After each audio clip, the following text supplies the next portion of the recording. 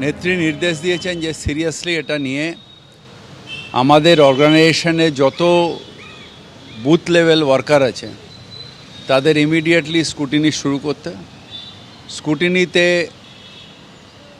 যে ভোটার এর অস্তিত্ব নেই, যে ভোটার চলে গেছে, যে ভোটার ভুয়ো, এইগুলোকে চিহ্নিত করে বার করে ডিটেলস লিস্ট করে ইলেকশন কমিশনে জমা দিতে। এবং এই কাজটা কাল সকাল থেকে আমি নিজেও শুরু করব এবং সবাইকে বলছি 2 সপ্তাহের মধ্যে এই কাজটা শেষ করতে। ডোর টু ডোর স্ক্রুটিনি করে কোন ভোটারের অস্তিত্ব আছে, কোন ভোটারের অস্তিত্ব নেই।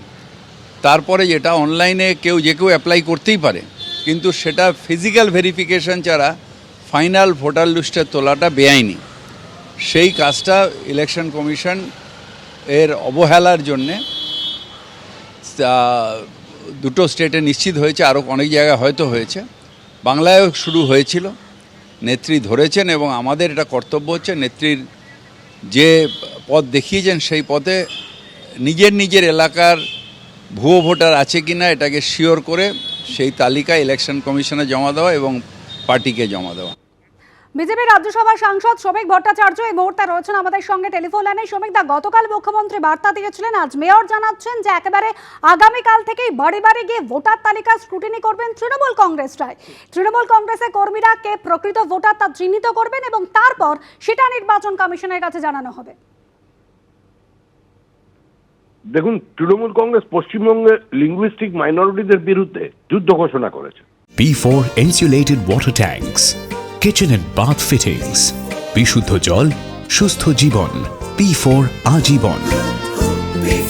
যারা কয়েক শতক আগে বিহার উত্তরপ্রদেশ থেকে এসে পশ্চিমবঙ্গে স্থায়ীভাবে বসবাস করছেন এবং পশ্চিমবঙ্গের আর্থসামাজিক বৃদ্ধিতে যাদের একটা নির্দিষ্ট অবদান আছে, তাদের নাম ভোটার লিস্ট থেকে বাদ দেবার একটা চক্রান্ত তৈরি করছে তৃণমূল কংগ্রেস।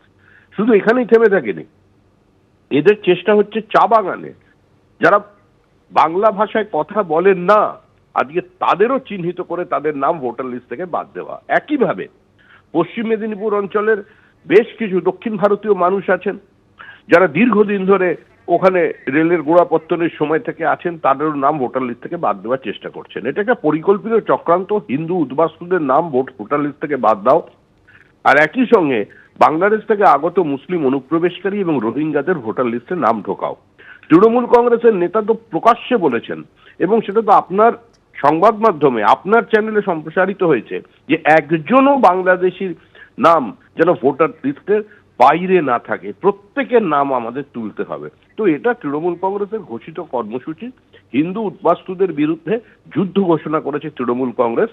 এই বিভাজনের রাজনীতির বিরুদ্ধে আজকে পশ্চিমবঙ্গের দলমত নির্বিশেষে সমস্ত মানুষকে রুখে দাঁড়ানো উচিত।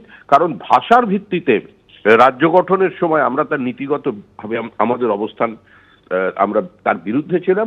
আজও শুধুমাত্র ভাষাকে কেন্দ্র করে মানুষে বিদ্বেষ তৈরি করা এবং এখানে হিন্দিভাষী বাংলাভাষীদের মধ্যে সংঘাত তৈরি করবার যে রাজনীতি তৃণমূল কংগ্রেস নিয়েছে, বাংলার শুভবুদ্ধি সম্পন্ন মানুষ সেটাকে প্রত্যাখ্যান করবে।